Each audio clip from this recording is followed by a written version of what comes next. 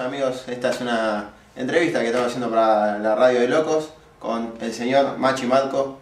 Así que bueno, en esta entrevista vamos a contarle a la gente un poco lo que hace Machi y lo que hizo en su carrera, y le vamos a hacer preguntas acerca de lo que piensa de ciertos aspectos de la cultura rockera de la Argentina.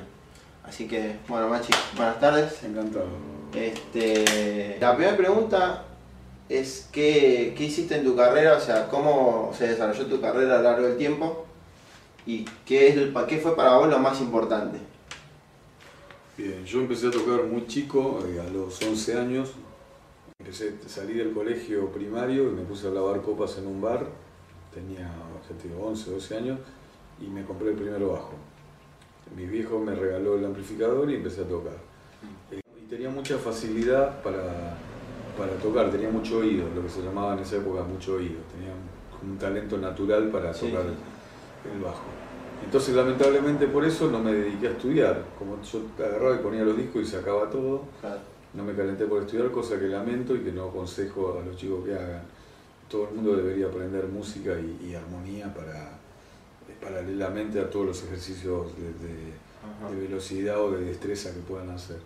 Bueno, seguí tocando hasta los 20 años, que más o menos 20, 22 años, que dejé de tocar por circunstancias personales, y a los 30 se me ocurrió volver a tocar porque seguía tocando así, pero no había tocado profesionalmente. ¿Habías tocado? Con amigos. Y a los 30 años, 31, me decidí a tocar profesionalmente. Me compré un buen bajo. Empecé a tocar con amigos y terminé tocando al toque con Jorge Pincheski. Es un violinista que tocaba en La Pesada, con Billy Bonnie y La Pesada, y vivía mucho afuera. Tocó con una banda francesa que es muy famosa, que se llama Gong, que tocaba con Alan Holborn, con todos tipos así muy famosos, y ha participado en giras con Pink Floyd.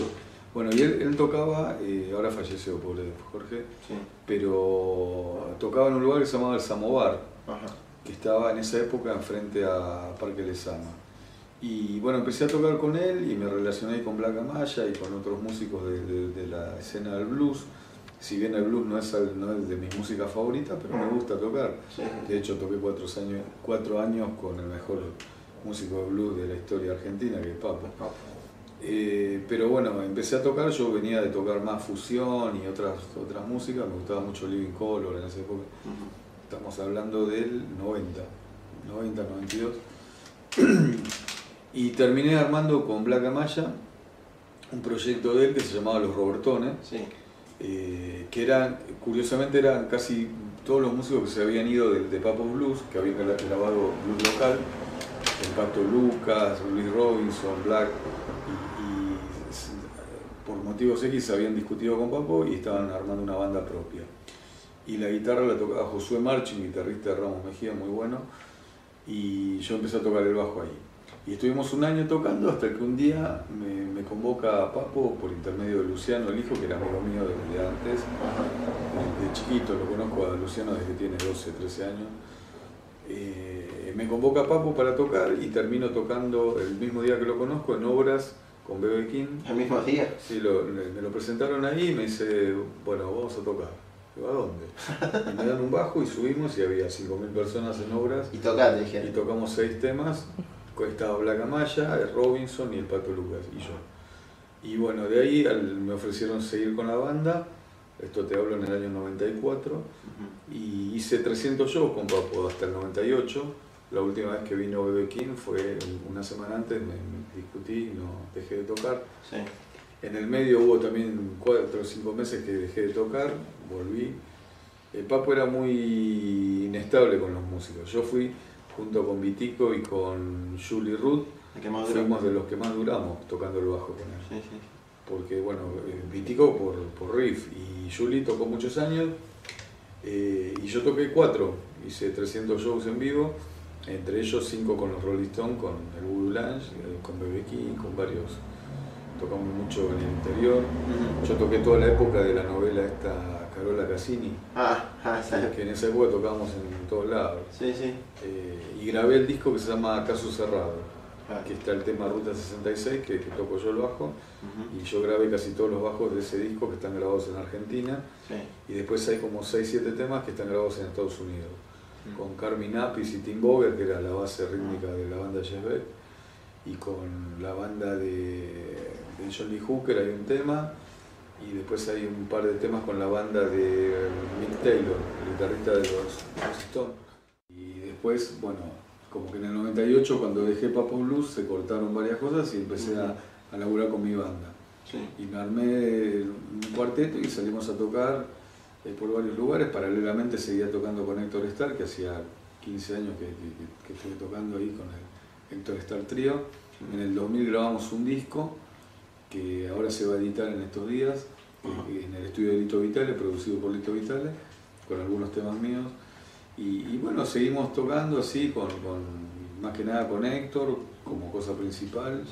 Y muchos proyectos que me llamaban para tocar un par de shows, con muchos músicos conocidos. O sea, toqué con casi todo el mundo que se te ocurra, menos con Spinetta y con Lebón. ¿Y te hubiese gustado tocar con...? Sí, más que nada con Lebón, con Spinetta también, pero Lebón es un tipo que me gusta mucho y bueno, por ahí un día se da. Pero con la gente del rock nacional toqué con todos mis ídolos, siempre en algún momento compartí escenario con alguien. Un privilegio. Tocando, sí. Y después estuve 2 años con Loborne, con la banda de Luciano, del hijo de Papo, justo en la época que fue el accidente, en 2006. Después del accidente de Papo, no es que me haya alterado sino que realmente ya venía cansado un poco de acá de la escena del rock y de acá de Argentina. Y me salió una propuesta para ir a tocar a México y fui, me quedé 3 años. Allá toqué con muchos músicos muy buenos, muy conocidos, grabé un disco, toqué en varias exposiciones de instrumentos muy famosas. ¿Tocaste en la NAM, no? No, en la NAM de México, que se llama Soundcheck. Sí, Soundcheck. Toqué ahí 2 veces y ahí conocí a la gente de Lakeland, que son unos tipos que hacen unos bajos muy caros. Lakeland es la marca del bajo que usa Darryl Jones, el bajista de los Rolling Stones. Sí. Bueno, y terminé en la página de ellos, de Lakeland México, estoy ahí haciendo demostraciones. Hay un video muy famoso en YouTube que pones y estoy yo tocando. Bueno, es un bajo muy famoso y caro. Bueno, y yo tuve la suerte de participar con ellos ahí en las exposiciones. También unas cuerdas que se llaman Jimmy West, que son mexicanas. También tenía un trato muy bueno con el dueño. O sea, logré cosas que muchos mexicanos no habían logrado. Y viniste de afuera y como... Claro, y por tocar más o menos bien me salieron. En un momento tuve un problema físico grave, así tuve un infarto que llegué muerto al hospital. Me hicieron una operación y después eran como muy caros los remedios para el posoperatorio. Estuve un año que en vez de guardar dinero, de ahorrar, me la pasaba comprando remedios y ya empezaba a extrañar acá, mi mujer también, así que nos volvimos a Buenos Aires justo en la época de la gripe A. O sea, lo que pasó es que los remedios esos acá salían casi gratis.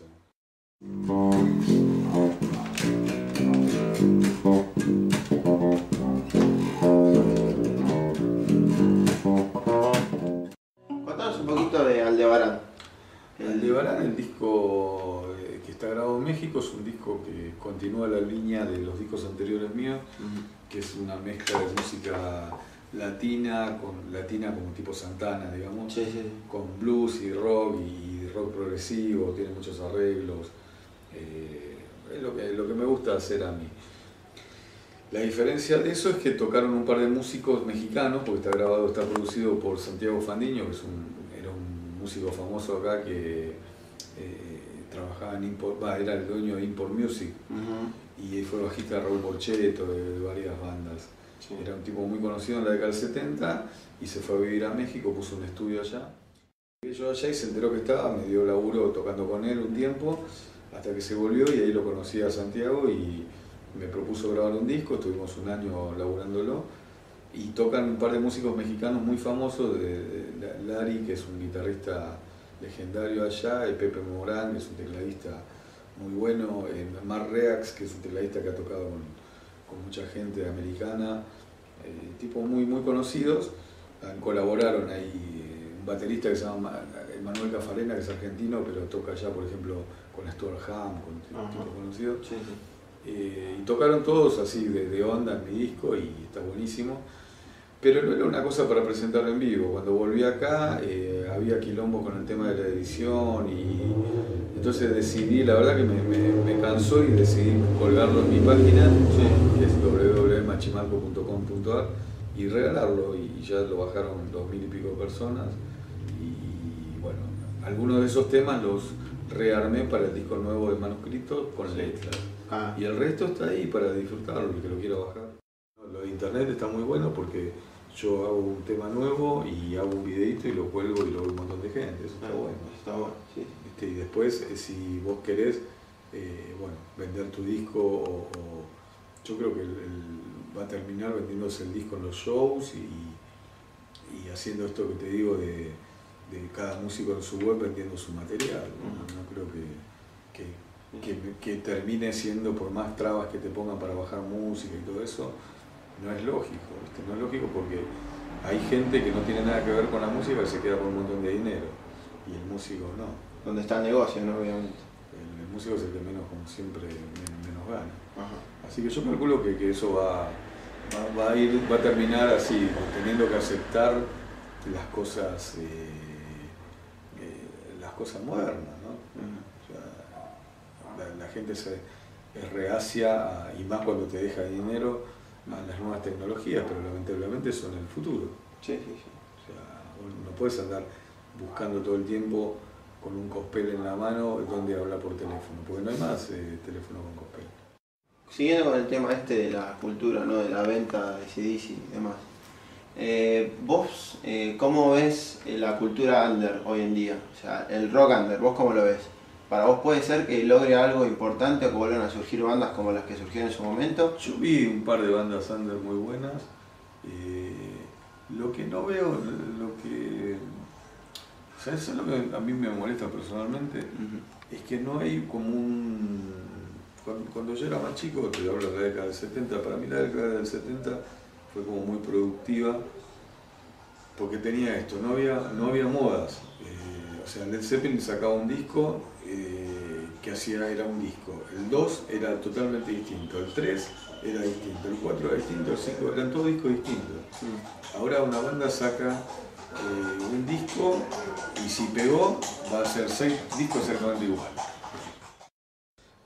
No hay una... En realidad lo que no hay es un pedido del público de que la gente toque bien. Claro.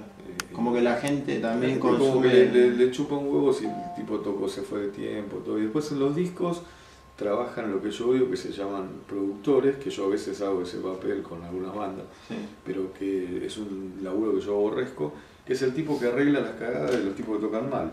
Con el tema del Pro Tool y de todo eso. Antes Led Zeppelin entraba a grabar un disco y contaban 4 y tocaban y quedaba el disco grabado. Double Trouble, el disco de Vaughan, lo grabaron, dijeron 1, 2, 3, 4, tocaron los 10 temas, después lo volvieron a tocar y ese es el disco, es uno de los mejores discos de la historia. Bueno, ahora no se funciona así, ahora graban y está todo corrido, la batería está mal, la voz está desafinada, la guitarra. Y hay un tipo que se llama productor que empieza a empalchar y a arreglar todo eso. Y después en vivo la gente le entró el disco en la cabeza y van y esperan a escuchar eso y si no lo escuchan no pasa nada. O sea, yo si escucho un disco de una banda y después voy a verlos y la banda suena horrible, no tiene nada que ver con el disco, no voy más. Sin embargo la gente sigue apoyándolo. Yo no veo esas actitudes ahora a la gente que le interese mucho dejar una huella de algo. Vos ves más como que... Es más una cosa social de juntarse con la gente, que todos saltan y toman birra y qué sé yo. No, por ahí muchas dicen, no, pero ese es el espíritu del rock. Todo. Te digo que no, que el espíritu del rock era en los 60 y en los 70 letras que iban rebeldes contra el sistema y le enseñaban a la gente cosas y las obligaban a pensar.